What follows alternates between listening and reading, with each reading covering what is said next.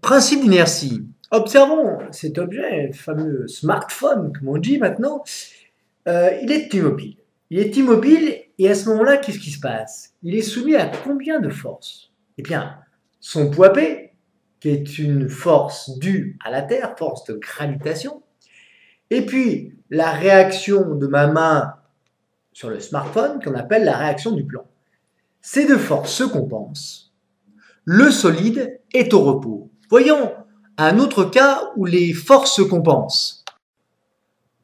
Lançons un palais sur une table horizontale et observons le mouvement du centre d'inertie du palais.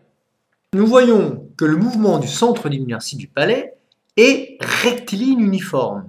Or, il est soumis à deux forces qui se compensent. Ces deux forces sont la réaction R du support et le poids P. La somme vectorielle de ces deux forces, R plus P, est égale au vecteur nul, ce qui signifie que les forces se compensent. Le mouvement du centre d'inertie est alors rectiligne uniforme. Le principe d'inertie est donc le suivant. Dans un référentiel terrestre supposé galiléen, tout corps au repos ou possédant un centre d'inertie en mouvement rectiligne uniforme est soumis à des forces qui se compensent. Un corps soumis à des forces qui se compensent et un corps qui n'est soumis à aucune force, cas d'un objet dans l'espace éloigné de toute masse, ont exactement le même comportement. Ce serait le cas, par exemple, d'un vaisseau spatial éloigné de toute masse qui aurait à ce moment-là un mouvement rectiligne uniforme, un mouvement évidemment de son centre d'inertie. Donc remarque, ce principe est aussi vrai dans un référentiel géocentrique.